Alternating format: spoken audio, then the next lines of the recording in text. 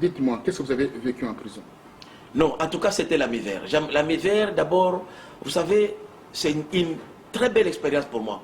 Une belle expérience, vous dites? Une belle expérience. Et je recommande même aux leaders politiques de faire 3 à 6 mois en prison. Parce que moi, ça m'a rendu grand. Ça m'a rendu grand. Et je remercie le Seigneur pour m'avoir permis de passer les 26 mois en prison. Puisque je suis sorti gagnant. D'abord, la sérénité. Vous savez, la prison militaire de Lolo est une prison sécurisée. Il n'y a pas de contact, il n'y a pas d'intimité. Et ça vous permet. Moi, je suis professeur d'université. Il nous est recommandé de faire chaque année une publication, au moins un article. Ça faisait 3 ans. Je ne publiais rien. Mais en prison, je viens de publier 2 livres en prison. Donc c'est une véritable école. Et aussi, donc, on apprend. Indirectement, vous remerciez Kabila. Je remercie le Seigneur d'avoir utilisé Kabila de me mettre en prison. Puisqu'il m'a rendu heureux. Et je le pardonne tous ces gens-là. Vous êtes en train de faire la promotion de prison, alors donc considérez que les emprisonnements arbitraires... La prison, il faut briser la paix. La prison, ce n'est pas une mauvaise chose. Et j'ai dit même aux gens qui sont en exil ici...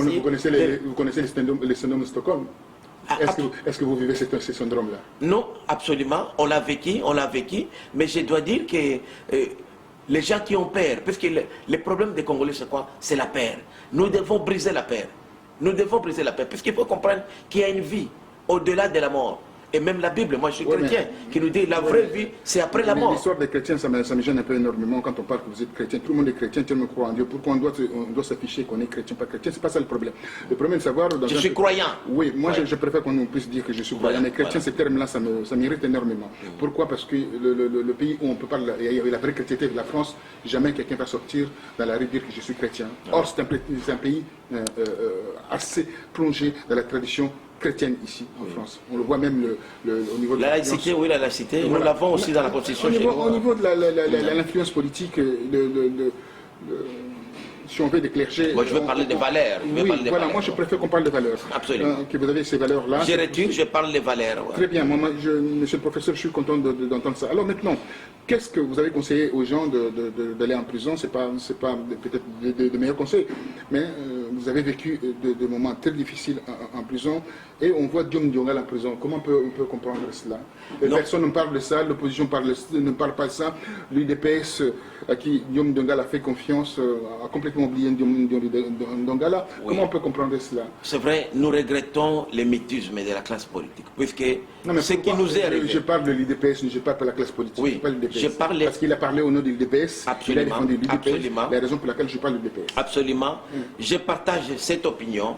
J'ai eu déjà à le dénoncer. J'ai dit, Diomi Dongala aujourd'hui est victime de ce soutien à M. Tshisekedi. Voilà. Il est victime de ce soutien à l'UDPS, puisqu'il a refusé de siéger. Ils sont très peu au Congo. Les gens, une fois élus, et vrai élu, lui n'a pas été nommé, il refuse de siéger juste pour soutenir le leader charismatique qui est le président Etienne Tshisekedi.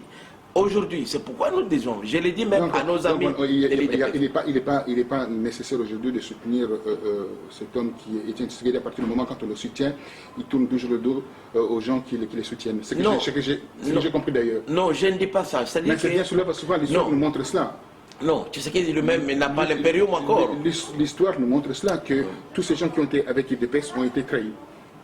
Non, moi je ne peux pas présenter les faits dans ce sens-là. Mais je voudrais dire ceci que... Vous êtes un politicien. Hein? Non, pas nécessairement ça. Mais moi, je dis qu'il y a quand même... Les faits parlent d'eux-mêmes. Les faits parlent d'eux-mêmes.